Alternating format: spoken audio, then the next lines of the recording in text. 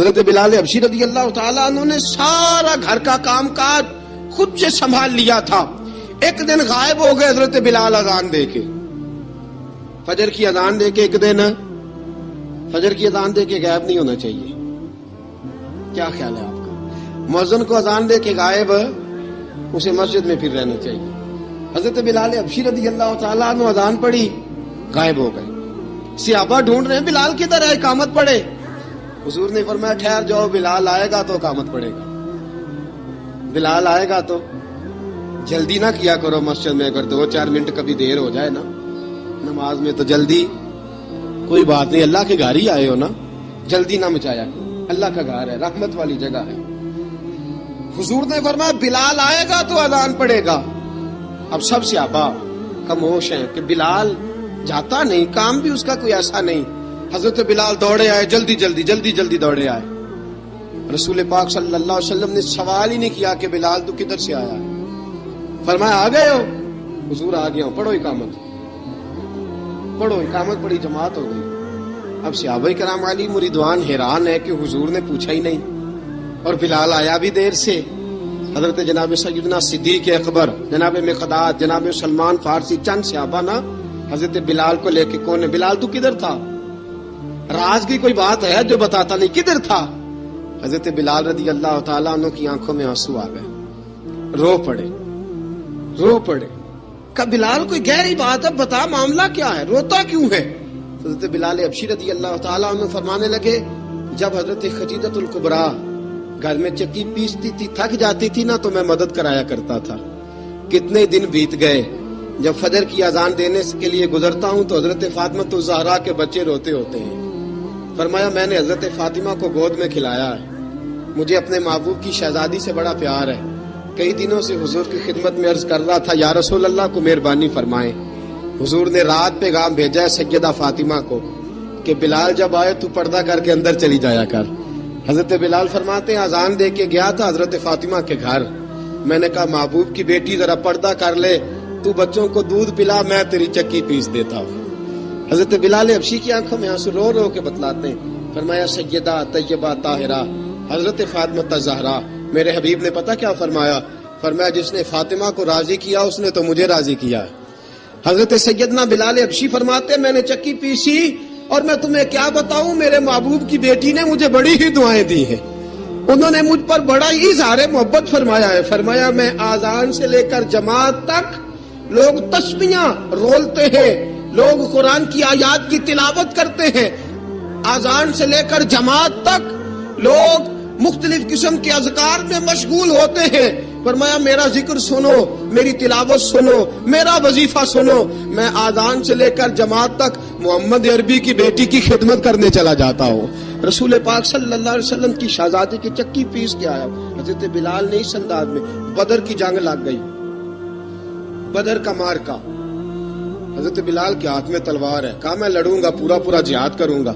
امیہ بن خلف جو بڑا مارا کرتا تھا نا, وہ دوڑ رہا تھا اپنے بیٹے کو لے کے. آگے کچھ صحابہ کھڑے تھے, وہ قریب سے گزرنے لگا.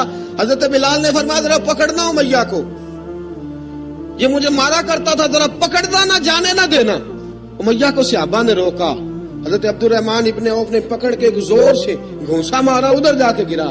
حضرت بلال تلوار لے کے کھڑے ہیں امیہ کے سر پہ. کہا امیہ میں تجھے نہیں کہا کرتا تھا اللہ میرے مصطفیٰ کو بڑی عزتیں عطا فرمائے گا؟ میں تجھے نہیں کہا کرتا تھا کہ خدا ہمیں غلبہ دے گا؟ هو الذی ارسل رسولہ بالہدی ودین الحق لیظہرہ علی الدین کلہ. میں نہ کہا کرتا تھا کہ اللہ اس دین کو ہر دین پہ غلبہ دے گا, اور میں دیکھ اللہ نے ہمیں عزت دے دی, دیکھ تو ذلیل کر دیا گیا. حضرت بلال نے مارا, گردن اڑا دی. حضرت ابوبکر صدیق پیچھے دیکھ رہے تھے, دوڑے ہوئے آئے, کہا بلال مبارک ہو, بلال مبارک ہو, آج تو تیرے سارے بدلے پورے ہو گئے. حضرت بلال نے سجدہ شکر ادا کیا. میرے دوستو بڑی باتیں ہیں جناب بلال کی کرنے والی. یہ وقت ساتھ نہیں نہ دیتا کسی کا, یہ رک جاتا ہے, یہ کہتا ہے کہ بس اب رک جاؤ, وقت ہو گیا آگے گزرنے کا. حضرت بلال حبشی رضی اللہ تعالیٰ عنہ رسول پاک کا وصال ہوا نا, حضرت بلال نے منہ سے لفظ ہی کوئی نہیں ادا کیا. کسی نے اپنا دکھڑا کسی انداز میں سنا لیا. حضرت عمر نے کہا, جس نے کہا حضور وصال کر کے گردن اڑا دوں گا. حضرت عثمان غنی نے کہا خبردار کوئی مجھے آ کے نہ بتائے کہ مصطفیٰ وصال کر گئے. حضرت علی المرتضیٰ رضی اللہ تعالیٰ عنہ نے فرمایا نہ بھائی میرے مصطفیٰ پر تو موت آتی نہیں جس طرح آپ لوگوں پہ. سب لوگوں نے اپنے اپنے اظہار کر لیے نا. بلال نے کسی کو دکھ بتایا ہی نہیں. ایک کونے میں بیٹھ کے نا حضرت بلال اکیلے آنسو بہاتے رہے, کسی کو بتایا ہی نہیں, اکیلے روئے. ایک شخص کہنے لگا یار بلال بولتا نہیں. کہا نہ بلاؤ اسے.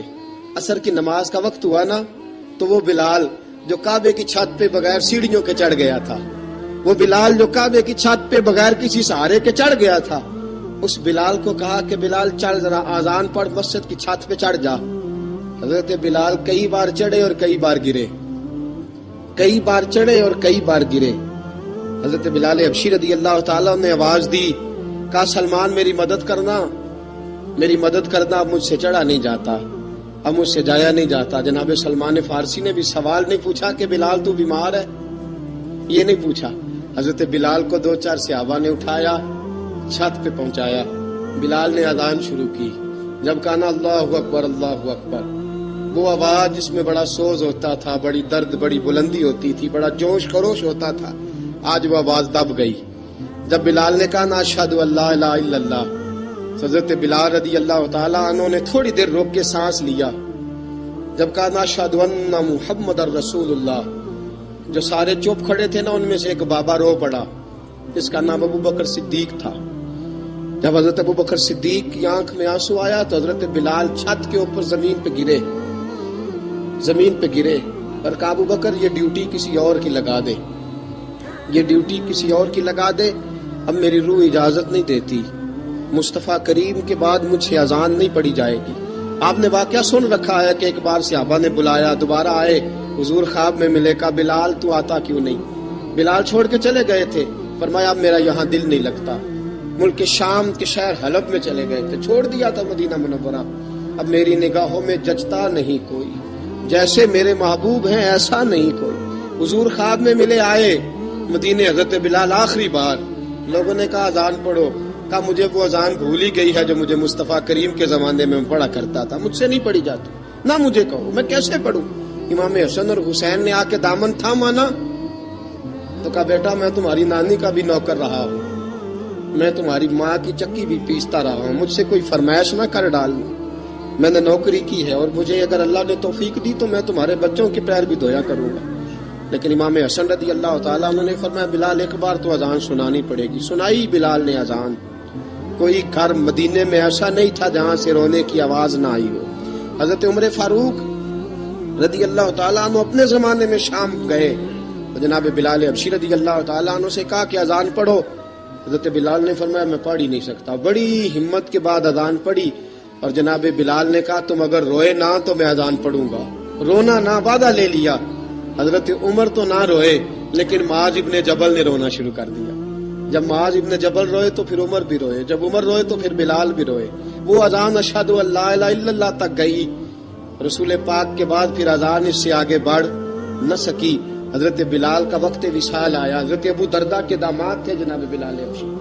حضرت ابو درداء بہت معتبر صحابی ہیں, ان کی بیٹی حضرت بلال کے گھر میں تھی. حضرت بلال کا وقت وصال آیا تو آپ کی بیوی کہنے لگی بڑے افسوس کی بات ہے, آپ بچھڑ رہے ہیں. فرمایا افسوس نہ کر, مجھے مبارک دے, میں آج بچھڑوں گا تو جا کے رسول پاک سے ملاقات کروں گا. حضرت بلال حبشی نے, میرے دوستو, غریب آدمی تھے نا, مال تو زیادہ نہ دے سکے, لیکن انہوں نے خدمت اس طرح کی. آپ میں کھنگالتا رہا کتابیں, 28-29 کتابیں میں نے کھنگالی اس ہفتے میں حضرت بلال پر. حضرت بلال کا دعویٰ ہی کوئی نہیں.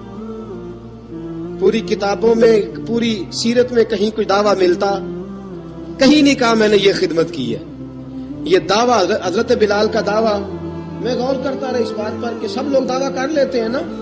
بعض صحابہ کے دعوے ملتے ہیں کہ ہم نے فلاں موقع پہ خدمت کی تھی, بلال بدر میں, بلال احد میں, بلال خندق میں, بلال فتح مکہ میں, بلال نے ساری خدمتیں اپنے سر. لیکن بلال کا دعویٰ, حضرت بلال نے اپنے منہ سے ایک بار بھی نہیں کہا میں نے خدمت. عشق بہت کیا.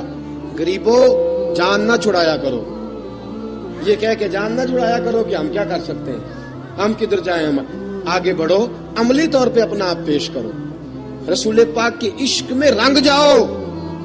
حضرت سیدنا عمر فاروق رضی اللہ تعالیٰ عنہ فرماتے تھے بلال اب تو حبشی غلام نہیں, اب تو مصطفیٰ کے صحابہ کا امام ہے. اب تو ہمارا امام ہے. جناب بلال حبشی رضی اللہ تعالیٰ عنہ کی زندگی بتلاتی ہے کہ غریب اگر آئے اور اپنے آپ کو رنگے رسول پاک کے رنگ میں تو وہ اتنی خدمت کر سکتا ہے، اتنی خدمت کر سکتا ہے کہ کوئی تاریخ بھی حضرت بلال کو چھوڑ کے مکمل ہو سکتی نہیں. کوئی بھی تذکرہ جناب بلال کو چھوڑ کے صحابہ کے تذکرے مکمل ہو سکتے نہیں. اور جہاں جہاں بھی عشق کی داستان لکھی جائے گی پہلے بلال کا نام لکھا جائے گا، پھر بات آگے بڑھے گی. اللہ ہمیں بھی حضرت بلال کے عشق کا قطرہ نصیب کرے، ہمیشہ مدحت خیر الانام میں گزرے. دعا ہے یہ عمر درود و سلام میں گزرے. وآخر دعوانا الحمد. اور اگر آپ نے ابھی تک ہمارا چینل سبسکرائب نہیں کیا تو فوراً سبسکرائب کیجئے، ساتھ ہی بیل آئیکن پر کلک کریں تاکہ مزید آنے والی ویڈیو ہیں وہ آپ کو وقت پر ملتی رہیں. اللہ حافظ.